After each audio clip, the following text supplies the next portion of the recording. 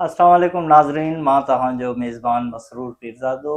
अॼु जेका असां कचहरी कयूं पिया उहा सिंध जे हिकिड़े ख़ामोश ख़ादिम सां आहे, जेको ख़ामोशीअ सां पंहिंजो ॾाढो अहम कमु करे रहियो आहे।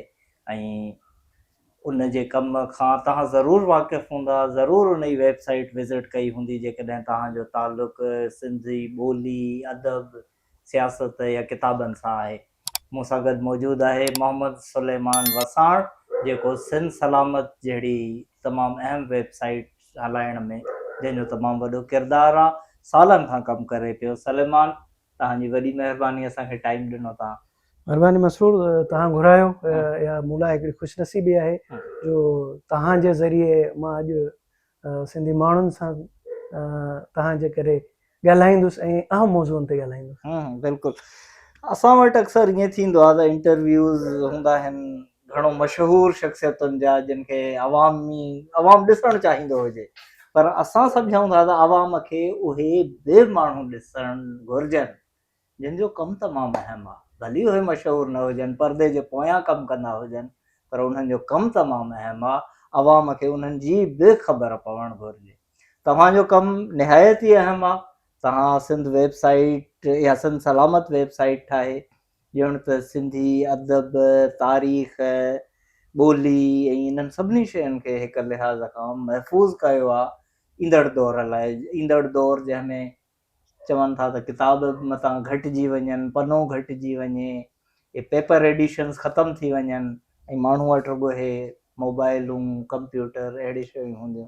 त इहा सोच मां चाहींदुसि त तव्हां इन जो थोरो बैकग्राउंड असांखे ॿुधायो त इहो ख़्यालु कीअं आयो ऐं तव्हां सां गॾु ॿांह ॿेली केरु हुया? मसरूर, ॻाल्हि आहे त तव्हां जेका ॻाल्हि कई त कमु करण जो जज़्बो हुजणु खपे ऐं कमिटमेंट हुजे त कमु करण लाइ केतिरा ई प्लेटफॉर्म आहिनि जिन ते कमु थी सघे थो, जिन ते न थियो आहे। ईअं ई हुयो जॾहिं सोशल मीडिया जो दौरु आयो 2011 में।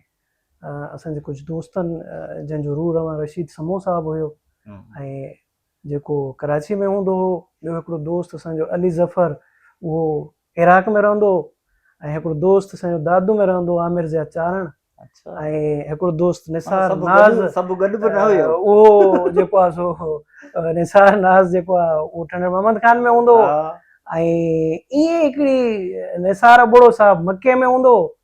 इन्हनि दोस्तनि गॾिजी ऐं हिकु दोस्त असांजो शिकारपुर में हूंदो हुयो ऐं हिकिड़ो दोस्त असांजो इस्लामाबाद में हूंदो हो।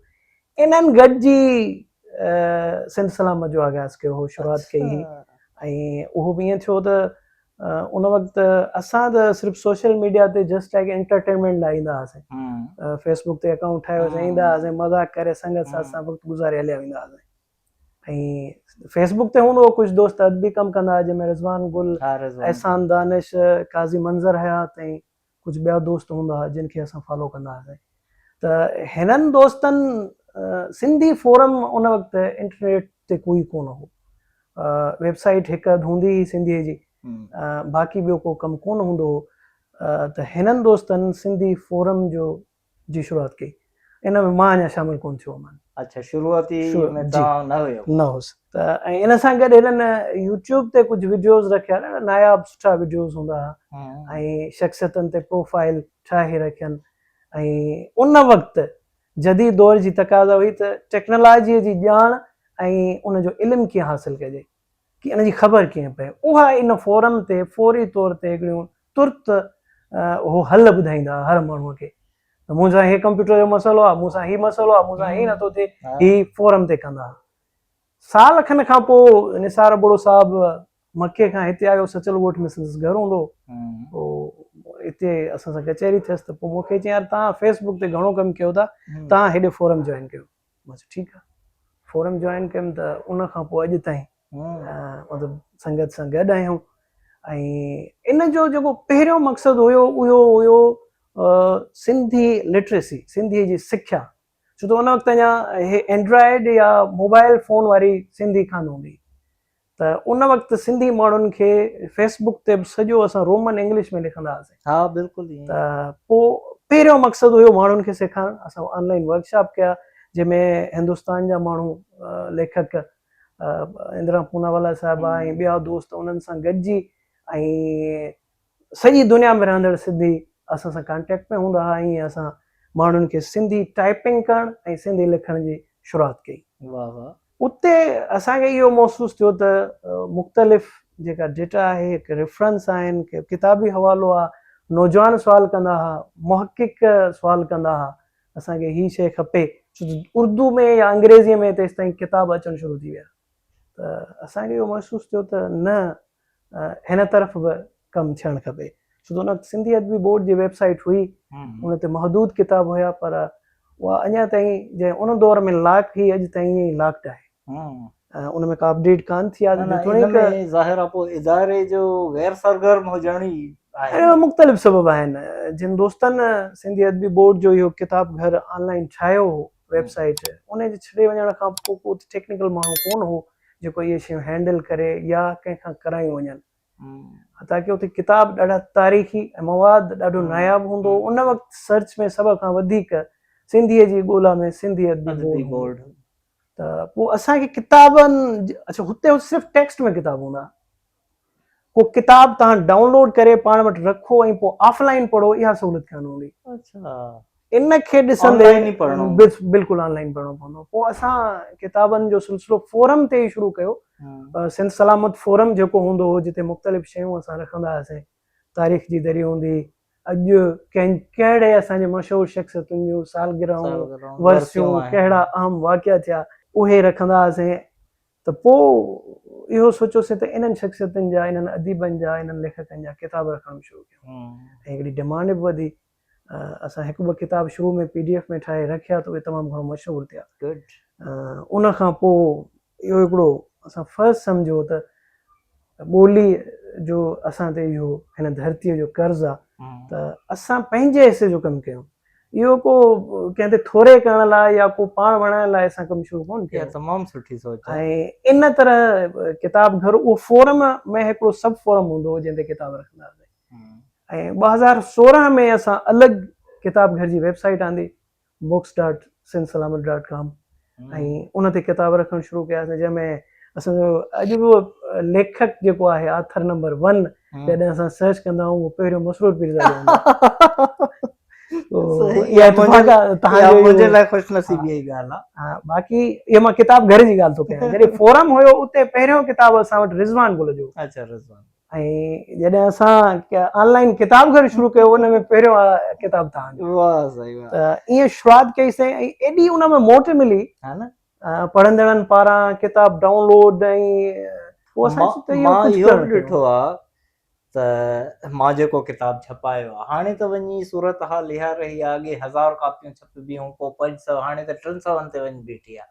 100 बि किताब जॾहिं शाइर या अदीब पंहिंजो किताब माण्हुनि खे फ्रीअ में थो ॾिए, पर 300 कापियूं सॼी सिंध में नथियूं पढ़ी वञनि। पर तव्हांजे वेबसाइट ते मां ॾिसां थो त उहो ई किताब पोइ हज़ारे दफ़ा पढ़ियो वियो आहे, उते माण्हू पढ़नि था।